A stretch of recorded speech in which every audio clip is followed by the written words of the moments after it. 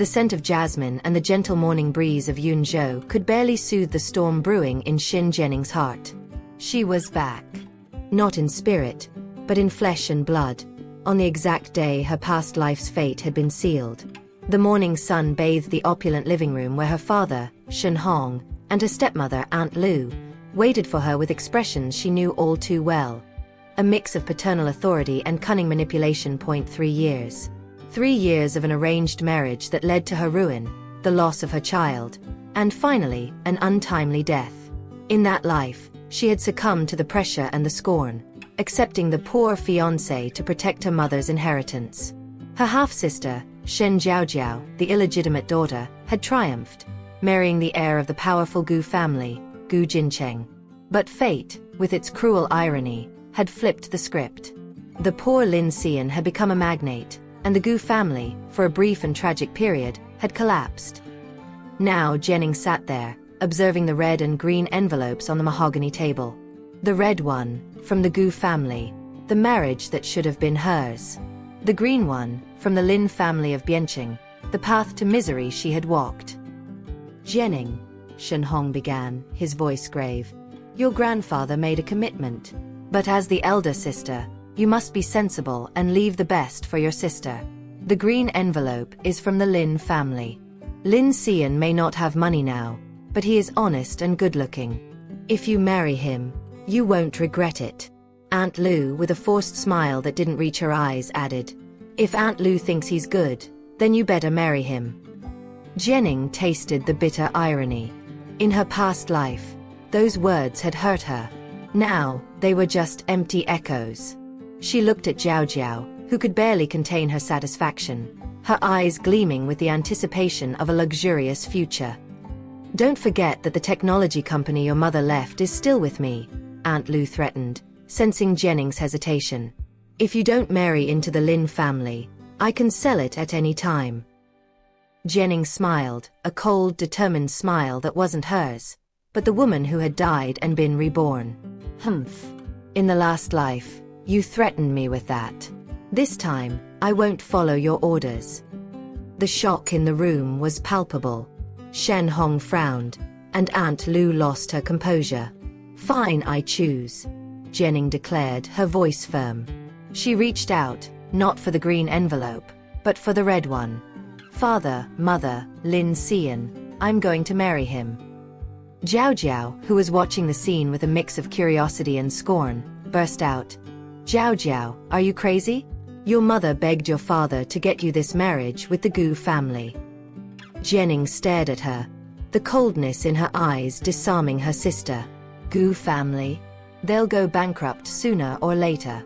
In this life, I'm going to marry Lin Siyian. The lie was necessary. She needed to reverse the roles, but in a way that looked like a deliberate choice, not a mistake. She needed Jiaojiao to want what she rejected, and reject what she wanted. In the past life, she preferred to die than not marry a rich man. Now, she chooses Lin Siyian, who has nothing. Could it be she was also reborn? The thought crossed Jiaojiao's mind, a shiver of fear and suspicion. Jianing, however, gave no time for doubt. She stood up, her posture elegant and unshakable. Since your sister chose the Lin family, you can calmly marry into the Gu family, Jiaojiao. The Gu family is the top in Yunzhou, especially the talented young Gu Jincheng. The role reversal was complete. The trap set. The news of the dispute between the two Shen sisters to marry the poor programmer Lin Siyian spread like wildfire in Yunzhou. The irony was delicious for Jianing. She had manipulated the situation so that Jiaojiao, driven by envy and the belief that Lin Siyian was hiding a secret fortune, would make the choice that Jianing herself had made in the past life. The encounter with Jiaojiao days later was a theater of resentment and greed. Shen Jianing, what do you need to leave Lin Siyian to me? Jiaojiao demanded, her voice loaded with thinly veiled arrogance. Jianing watched her, with the calm of someone who had already seen the end of the play. Is that how you ask for help? Sister, before it was all my fault.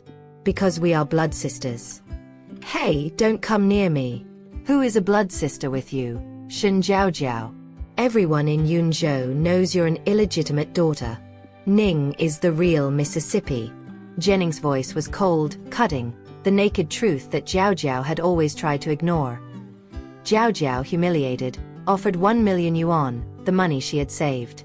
Jianing laughed, a dry, joyless sound. "So, I'm only worth 1 million to my sister? I heard Aunt Lu already gave you her secret fund, which had 5 million. The negotiation ended with Jianing accepting 6 million yuan from Jiaojiao, the price of her giving up Lin Siyian. Shen Jiaojiao. If you really want to repeat the tragic mistakes of my past life, then don't regret it later, Jianing whispered, watching her sister walk away, her head held high in triumph. The real challenge, however, was ahead of her, Gu Jincheng. The marriage contract with the Gu family had been signed. Jianing, Gu Jincheng's bride, was about to enter a marriage of convenience, a cold and calculated agreement. Yu Jincheng, the man who had abandoned her on their wedding night in the past life, was now her husband. He was cold, insensitive, and above all, devoted to his fragile and sick white moonlight, Lu Keyun. On the wedding day, the Gu family's pomp contrasted with the simplicity of the Lin family, who now received Jiaojiao.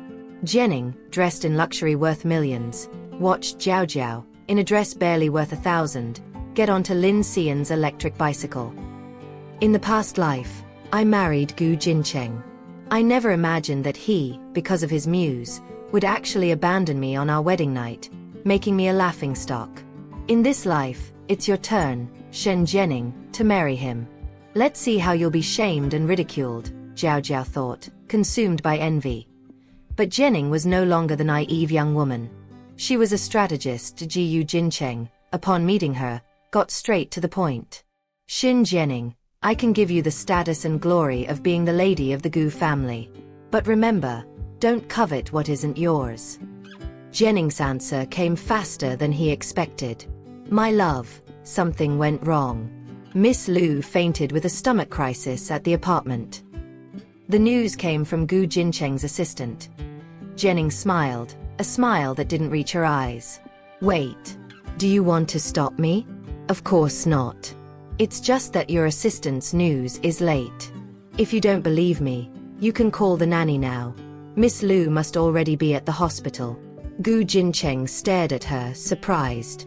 "I've heard that Mr. Gu has a fragile and sick white moonlight.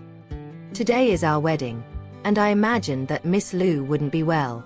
So I asked doctors and nurses to be on call in front of the apartment, in case she had an episode," Jianing explained, her voice calm and controlled. "Tonight, you have to stay with me." The wedding night was a power play. Jianing, with her unshakable dignity, challenged Gu Jincheng, questioning his masculinity and his control. "I know you don't like me, and marrying was out of necessity. You gave me the glory of being a rich lady, and I completed the honor of your Shan family. Between us, it's fair. As for your love, you can rest assured, I have no illusions. Women, you know, don't need a man to be happy. Life is better that way. I'll sleep in the guest room." Jianing's move disarmed him. She had turned humiliation into power. Jianing's return to her family's house, the day after the wedding, was the stage for her next move. Jiaojiao, who had returned alone, was convinced that Jianing would be humiliated. "Sister, don't pretend. Everyone knows your brother-in-law doesn't care about you. If he did, he wouldn't let you come back alone. He didn't even bring a return gift. That's too much," Jiaojiao provoked. Jianing, however, was prepared. She displayed a jade bracelet, an heirloom of the Gu family, and talked about the 100,000 yuan gift from her mother-in-law. "This will disappoint you. My mother-in-law likes me so much. Look at this jade bracelet, a family heirloom. On the second day of the wedding, she put it on me herself. And she even gave me 100,000 yuan as a welcome gift."